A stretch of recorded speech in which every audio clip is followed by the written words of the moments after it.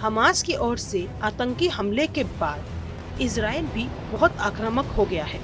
फिलिस्तीन और हमास के आतंकवादियों को खुली धमकी देते हुए इजराइल के प्रधानमंत्री नेतन्याहू ने कहा कि हम युद्ध नहीं चाहते, लेकिन इस सबसे क्रूर और बर्बर तरीके से हम पर थोपा गया।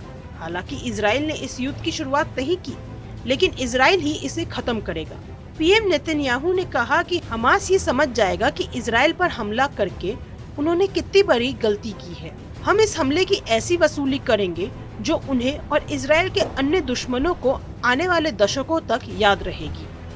इजरायली पीएम ने कहा कि परिवारों को उनके घरों का कत्ल करना, सैकड़ों युवाओं, महिलाओं, बच्चों और बुजुर्गों की हत्या करना, यहाँ तक कि नरसंहार से बचे लोगों का अपहरण करना, हमास ने निर्दोष इजरायलियों के खिलाफ जो क्रूर हमले किए वो विचलित करने वाले हैं। उन्होंने कहा, हमास के आतंकवादियों ने बच्चों को बांध दिया, जला दिया, मार डाला। पीएम ने कहा कि हमास आईएसआईएस है।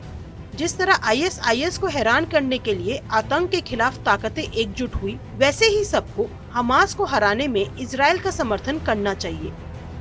उन्होंने कहा कि मैं राष्ट्रपति बाइडेन को उनके स्पष्ट समर्थन के लिए धन्यवाद देना चाहता हूँ।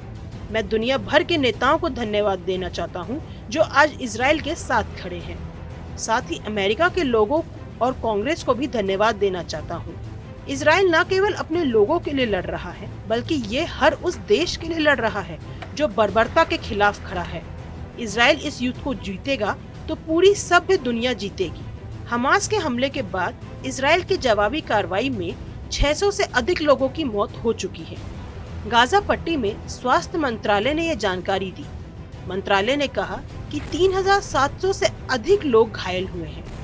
हमास द्वारा शनिवार को हमला किए जाने के बाद इजराइल ने गाजा पट्टी क्षेत्र में सैकड़ों ठिकानों पर हमला किया है, जिसमें भारी तबाही हुई है।